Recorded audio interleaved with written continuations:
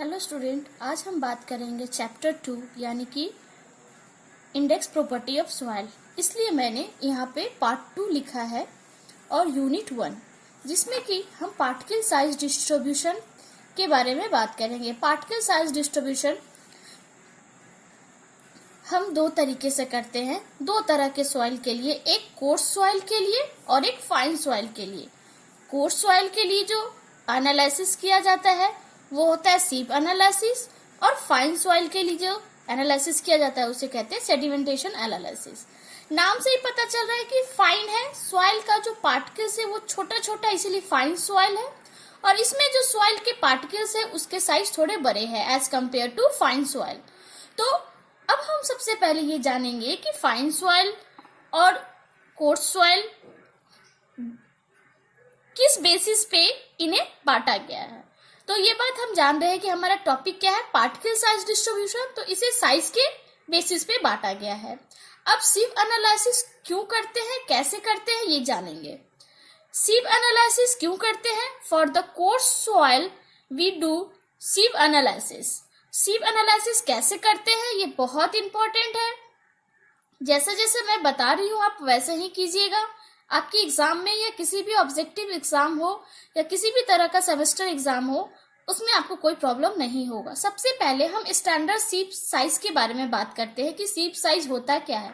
जिस तरह से सीप छन्नी होती है, चलनी होती है, आपने देखा होगा आम भाषा में, ठीक उसी तरीके से चलनी का अलग अलग साइज है, सीप का साइज दिया हुआ है। जैसे कि 100 mm ये सीप साइज है, 75 सीप साइज है, ये सीप का साइज है। और इसके अंदर जैसे जो जालीदार बना होता है जिसको ओपनिंग बोलते हैं, ये ओपनिंग इस तरीके से, ठीक है, इसका भी अलग अलग डायमेंशंस होता है। तो सबसे पहले हम ये सीप्स के स्टैंडर्ड साइज के बारे में बात कर लेते हैं। 100 mm, 75 mm, 19 mm, लास्ट में होता है 0.075 मिलीमीटर, ठीक है, और लास्ट में एक पैन लगा होता है, ठीक है। ये स्ट्रक्चर इस तरीके से गिवन होता है। आप देखोगे कि एक जिस तरह से ये स्टैंड लगा हुआ है, अलग अलग सीप के साइज है। और लास्ट में जिस तरीके से आपने देखा होगा कि लास्ट में जिस तरीके से जो पैन है, ये बिल्कुल उस तरह से होता है जैसे हम मोमोज खाने जाते हैं तो लास्ट में जिस तरह से पैन होता है, लिक्विड जिसमें जमा होता है, जिसमें जूस रहता है, वो पैन में लास्ट में ये रहता है। और सपोज दैट ये जब स्टॉक में ऐसे लगा हुआ है, इस तरह से स्टॉक में जब लगा हुआ है पूरा सीप, तो हम क्या देख रहे हैं कि ये सीप को मैंने इस तरीके से थोड़ा कलर किया। ये मैं बताना चाह रही हूँ, ये इसका ढक्कन है, ठीक है। ये पहले सीप का ये ढक्कन है, ये लास्ट में पैन है, ठीक है, पैन टाइप का है। और ये सारा एक पर एक करके रखा हुआ है। ये इसलिए अरेंज किया जाता है ताकि जो भी हमारा टोटल क्वांटिटी सॉइल का है, जो मैंने एक्सपेरिमेंट के लिए लिया है, किस एक्सपेरिमेंट के लिए, सिव एनालिसिस के लिए, उसमें हमारा किसी भी तरह का लॉस ना हो। अगर ये ओपन रहेगा तो जब हम वाइब्रेशन करेंगे तो हो सकता है कि इसमें से सॉइल बाहर आ जाए, तो हमारा टोटल जो ओरिजिनल सॉइल का वेट है वो नहीं होगा। तो इसलिए हम इसे कंटेनर होता है, उसके कैप होता है, उसे ढक देते हैं और लास्ट में ये स्टॉक है। आप देख सकते हैं कि जिस तरीके से मैंने 1 kg का सैंपल इस ढक्कन को हटा के इस सीप में डाला, सीप में डालने के बाद मैंने इसे या तो आप मैनुअली कर सकते हैं या मशीन की मदद से इस पे वाइब्रेशन देंगे। जब वाइब्रेशन देखेंगे तो देखेंगे जो सबसे छोटा, इससे जो छोटा पार्टिकल्स होगा वो इस छन्नी से पास करके इस छन्नी में आ जाएगा, और इससे जो छोटा पार्टिकल्स होगा वो नीचे गिर जाएगा। फिर इससे जो नीचा होगा वो इसके नीचे, इससे भी जो नीचे छोटा पार्टिकल्स होगा वो इससे नीचे गिर जाएगा, और लास्ट में यहाँ तक पहुंचेगा। तो हम क्या देख रहे हैं कि हर छन्नी में थोड़ा सा थोड़ा सॉइल क्या हो रहा है, बच जा रहा है। जब थोड़ा थोड़ा सॉइल जो बच जा रहा है उसे हम बोलते हैं रिटेन सॉइल या वेट ऑफ रिटेन सॉइल। तो इस तरीके से हम एक्सपेरिमेंट को कैरी करते हैं। अब इस एक्सपेरिमेंट को करने के बाद जो हमारा ऑब्जर्वेशन होता है उसको कैसे करेंगे, हम टेबल बनाएंगे। सबसे पहले सीप साइज, सीप का साइज है, ये देखिए सीप साइज है, ठीक है। सीप साइज को 100 से लेकर मैंने 0.075 mm, मैंने सारे साइज को mm में शो किया है। अब देखिए जिस तरीके से आप देखे होंगे एक्सपेरिमेंट वगैरह डाटा लैब में किए होंगे, तो आपके पास एक वेइंग मशीन होता है, जिसपे कि आप वेट को मेजर कर सकते हैं, ठीक है, वेट को मेजर कर सकते हैं। तो सबसे पहले हम C1 में देखेंगे, जो हमारा सबसे साइज में बड़ा है उसमें देखेंगे। तो मुझे पता चला, ये मेरा एक्सपेरिमेंट है, ये मैंने किया है, ये बिल्कुल इमेजिनरी एक्सपेरिमेंट है जिसे मैं बस समझाने के लिए आप लोगों को समझाना चाह रही हूँ। तो मैंने देखा कि इसके ऊपर में कोई भी सॉइल नहीं बचा है, कोई भी सॉइल नहीं बचा है। इसका मतलब ये है कि इस छन्नी में से सारे सॉइल के पार्टिकल्स इस छन्नी में आ चुके हैं, इस छन्नी में आ चुके हैं। मतलब जो भी सॉइल है उसका साइज जो है इस छन्नी से छोटा है, तो इसमें आ गया है। तो इसमें नो वेट है, इसमें कोई वजन नहीं बचा है। दूसरे में हमने देखा है कि इस वाले चलनी बोल सकते हैं, इस वाले चलनी से इसमें सॉइल आ गया है, लेकिन मैंने देखा कि इसमें कुछ अमाउंट ऑफ सॉइल क्या हो गया, बच गया है, कुछ अमाउंट ऑफ सॉइल क्या है, वो बच गया है। तो ये कितना बचा है, इस छन्नी को मैंने उठाया और वेइंग मशीन पे मेजर किया, जिसको मैंने मेजर किया तो पता चला कि वेट कितना आया, 0.005 ग्राम। मैंने इसे नोट कर लिया। सेम तरीके से मैंने थर्ड छन्नी में देखा कि इसमें भी क्या हुआ है कि कुछ सॉइल के जो पार्टिकल्स है वो इसमें आ गए हैं, ठीक है, और बाकी थोड़ा थोड़ा इसमें भी क्या हुआ है, रिटेन हो गया है, बच गया है। तो मैंने छन्नी को उठाया, इस पे मेजर किया, मेजर करने के बाद ये हमारा कितना वजन बच गया है, 0.016 ग्राम। अब बहुत लोग सोच रहे होंगे कि ये जो चलनी है, सीप को हिंदी में चलनी बोलते हैं, जो चलनी है उसका वजन तो कुछ होगा और इस सॉइल का वजन होगा, तो कैसे निकालेंगे। तो शुरुआत में ही हम इस सीप जो भी सीप है, सीप 1 सीप 2 जो भी है, उसका वजन हम लिख लेंगे अगर आपको कोई कंफ्यूजन है। तो जब ये सीप का वजन है मान लीजिए W1, ठीक है, और इसमें जो बचने वाला सॉइल है उसका भी वजन है W2, तो W2 में से अगर हम W1 माइनस कर देंगे तो वेट ऑफ सॉइल निकल जाएगा। यही एक तरीका है।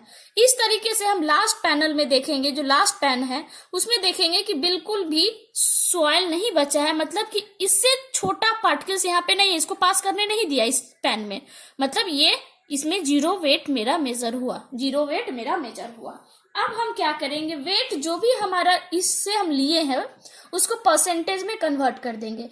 परसेंटेज का मतलब होता है आउट ऑफ, मतलब कितना में कितना आया है उसका परसेंटेज वेट का मतलब होता है। तो मैंने आपको शुरुआत में ही बताया था कि मैं 1 kg यानी 1000 ग्राम मैंने टोटल वेट लिया है, 1000 ग्राम, उसमें मुझे कितना बचा है, तो यहाँ पे 0 है, 0, और चूंकि हम परसेंटेज में बात कर रहे हैं तो 100।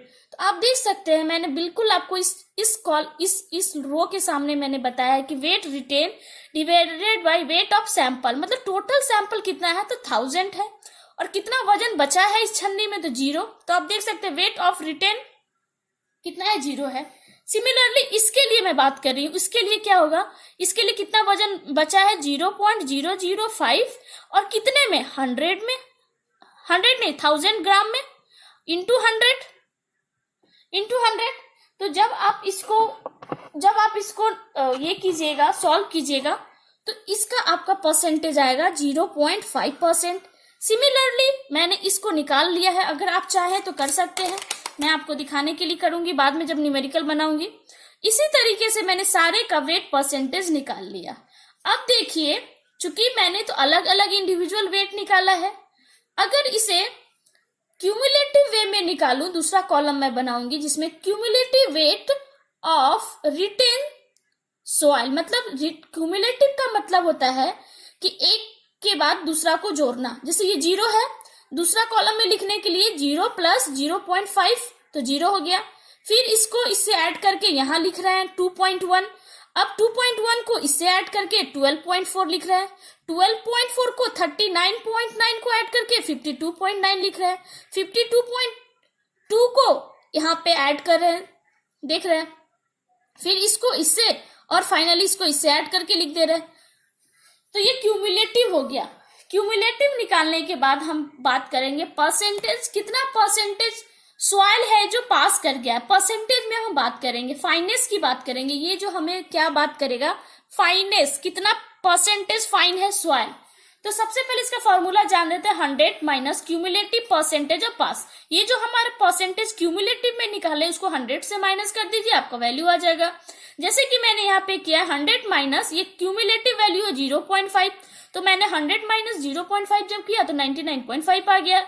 अब देखिए इसके लिए 100 माइनस 2.1 तो 97.9। इसी तरीके से मैंने ये ऑब्जर्वेशन टेबल बनाया है। अब देखिए, अब आपको क्या है, आपके माइंड में दो क्वेश्चन आया होगा कि जब ये ग्राफ जब मैंने ये ऑब्जर्वेशन बनाया है तो इसमें कुछ ना कुछ इसका यूज होगा।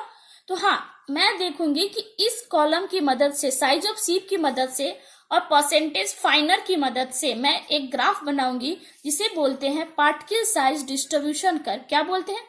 Particle size distribution curve. इस कर्व को बनाने के लिए मुझे दो डाटा चाहिए, एक सीप की साइज पता होनी चाहिए और दूसरा परसेंटेज फाइनर मुझे पता होना चाहिए, ये वाला कॉलम मुझे पता होना चाहिए। तो मैं इस दो की मदद से पार्टिकल साइज डिस्ट्रीब्यूशन कर्व बना सकती हूँ। अब आपको जानना है कि पार्टिकल साइज डिस्ट्रीब्यूशन कर्व क्या होता है। देखिए, पार्टिकल साइज डिस्ट्रीब्यूशन कर्व जो एक्स एक्सिस होता है वो साइज ऑफ सीप्स को बताता है कि कितना उसमें साइज का है सीप का। ठीक है, साइज ये इसकी बात हो रही है, इसकी बात हो रही है। मान लीजिए ये हमारा सीप है, इसकी साइज कितनी है, ठीक है, इसकी बात होती है। और ये परसेंटेज फाइनर की बात होती है, परसेंटेज कितना परसेंटेज फाइनर है। इसमें तीन टर्म बहुत इंपॉर्टेंट है, D10, D60 और D30। बहुत सारे स्टूडेंट को इस चीज में बहुत कंफ्यूजन होता है कि ये क्या चीज है। अब देखिए, अगर मैं बोलती हूँ कि D60 है, D10 है या D30 है, मतलब कि इतना परसेंट जो सॉइल है वो पास कर चुका है इस सीप के साइज। जैसे कि मैं आपको एक एग्जांपल के तौर पे समझा रही हूँ क्या होता है D10, D30 और D10, D30 क्या होता है। देखिए, अगर आपसे पूछे D10 का मतलब क्या होता है, तो देखिए मैं आपको समझा रही हूँ कि ये दो तरह का डाटा है, दो तरह का ग्राफ है। इसे मैं बोलती हूँ डिस्ट्रीब्यूशन, ठीक है, पार्टिकल साइज कर्व, ठीक है, इसे बोल सकती हूँ, या आप चाहेंगे तो PSD particle size distribution curve बोल सकते हैं। ये देखिए, एक आपका इस तरह से, ये मैंने दो अलग अलग ग्राफ बताया है कि इसमें डिफरेंस क्या है। अगर आप देखोगे इसकी एक्स एक्सिस इधर देखो और ये एक्स एक्सिस ये इंक्रीजिंग ऑर्डर में है, इसकी एक्स एक्सिस डिक्रीजिंग ऑर्डर में है, ठीक है।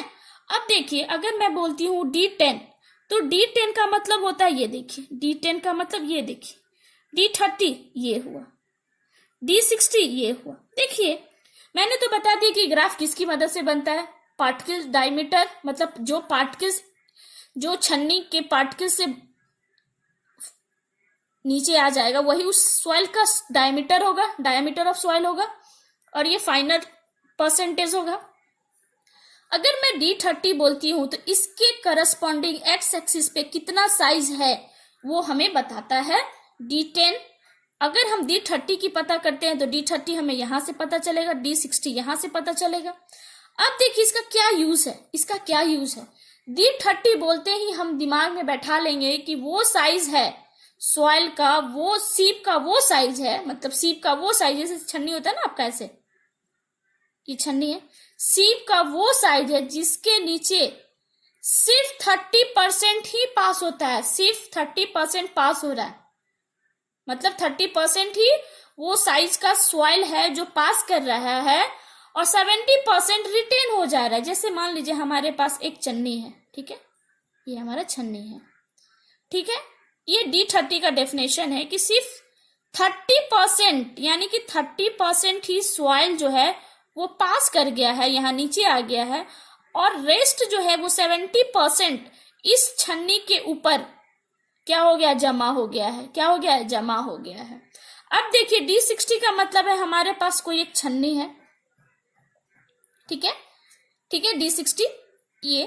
अब हम बात करते हैं साइज ऑफ सीप है, ठीक है, ये साइज ऑफ सीप है, वो साइज है D60 पे जिसके नीचे 60% पार्टिकल नीचे जा चुका है। मतलब इससे जब कोई सॉइल आप पास करा रहे हो तो 60% सॉइल जो है वो पास कर चुका है, ओनली 40% सॉइल जो है, मतलब 60% सॉइल जब पास कर गया तो 100 में कितना बचेगा, 40% सॉइल ही है जो इस पे जमा हो गया है। क्लियर है।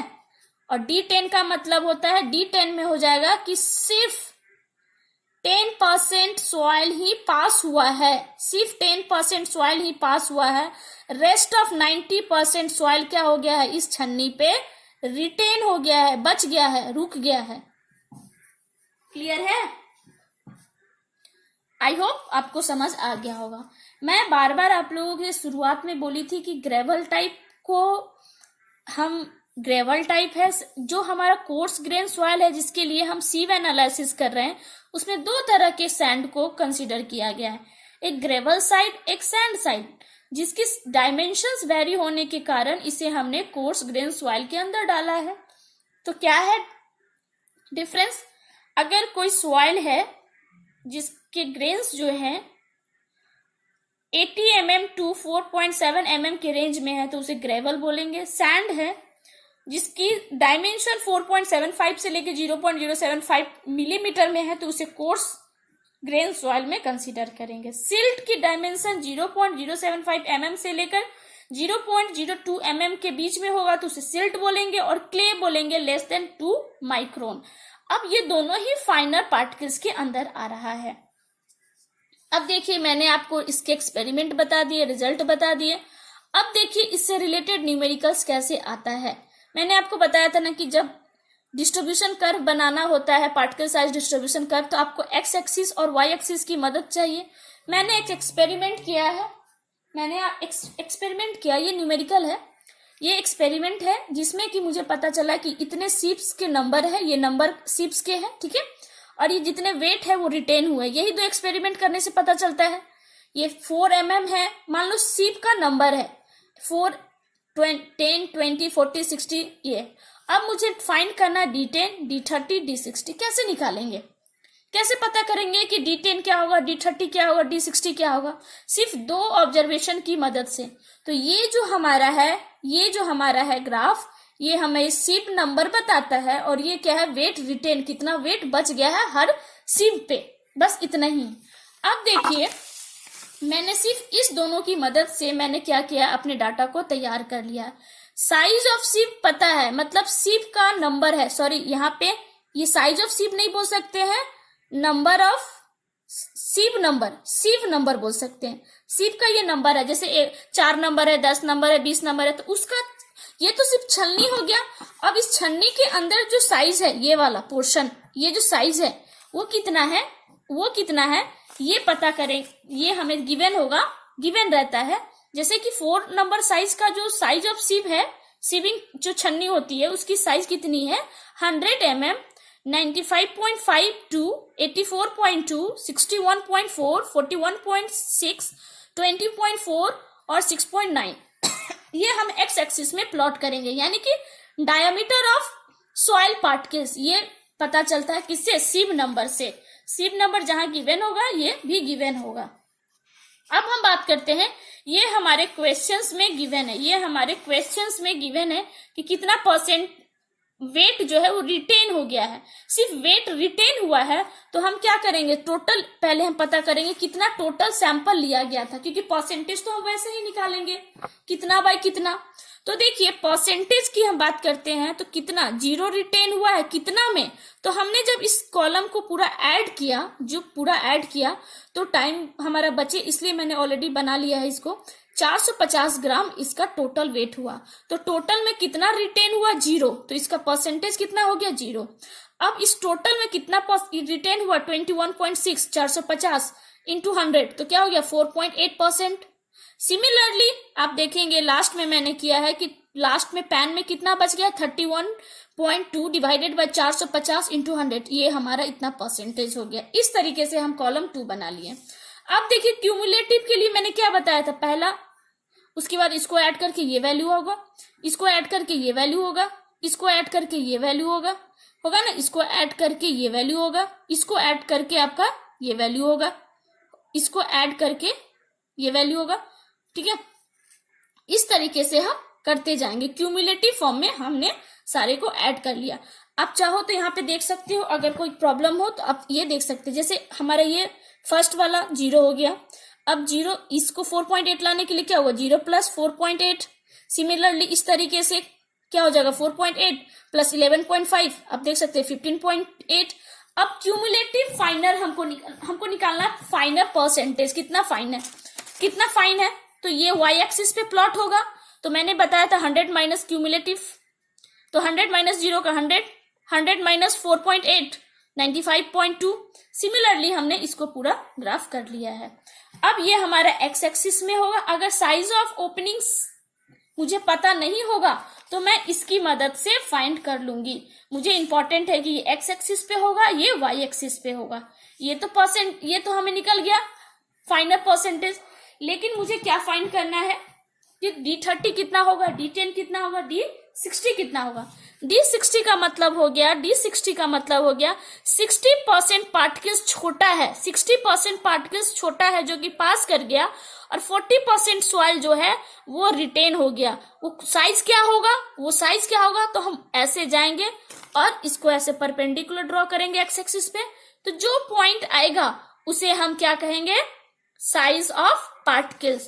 तो D10 के लिए मैंने ऐसे ये प्लॉट बिल्कुल मेरे पास लॉग स्केल पे ग्राफ नहीं है, इसलिए मैंने इसे रफ में बनाया है। प्लीज आप ऐसे गलती नहीं कीजिएगा। तो D60 के लिए हम गए तो मैंने एक आर्बिट्रेटरी वैल्यू ले लिया, एक रैंडमली वैल्यू ले लिया 0.32 mm। ठीक है। सिमिलरली D10 के लिए यहां से गई यहाँ पे, फिर सिमिलरली यहाँ पे आई। तो मैंने इस केस में भी D30 के लिए 0.02 ले ली हूं। सिमिलरली D10 के लिए यहां से गई और y एक्सिस से होते हुए 10 x एक्सिस पे जब आई तो यहाँ पे 0. मान लो D10 के लिए 0.5 मैंने कंसीडर कर लिया। ये मैंने इसलिए कंसीडर किया है क्योंकि मेरे पास एग्जैक्ट वैल्यू नहीं है। अब देखिए कोफिशिएंट ऑफ यूनिफॉर्मिलिटी निकालने का फॉर्मूला होता है, जिसको कि मैं डिनोट करती हूँ CU से, जिसकी वैल्यू होती है D60 डिवाइडेड बाई D10। देखिए यहाँ पे वैल्यू गिवन है, आपको समझाने के लिए बस बता रही हूँ कैसे निकालेंगे। ऑलरेडी हमने निकाल दिया है। D60 की वैल्यू 0.32 और D10 की वैल्यू कितना है 0.05। जब मैं इसे कैलकुलेट करूंगी इसकी वैल्यू आ जाएगा 6.4। ठीक है। अब सिमिलरली इसकी वैल्यू भी हम निकाल लेंगे। D30 की वैल्यू हमारे पास 0.02 है, 0.02। D30 की वैल्यू है 0.32, D10 की वैल्यू 0.05। जब इसे हम कैलकुलेट करेंगे यहाँ भी कोई इमेजिनरी वैल्यू ही आएगी, मान लेते हैं x। तो अब क्या है कि इस तरीके से जब भी आपको कोई न्यूमेरिकल मिले तो आप इसे सॉल्व कर सकते हैं। आपको अगर कोई भी प्रॉब्लम हो तो प्लीज आप कमेंट बॉक्स में मुझे लिख कर भेजिए, मैं आपके क्वेश्चंस के जवाब जरूर दूंगी। Thank you. मेरे चैनल को लाइक, शेयर एंड सब्सक्राइब कीजिए।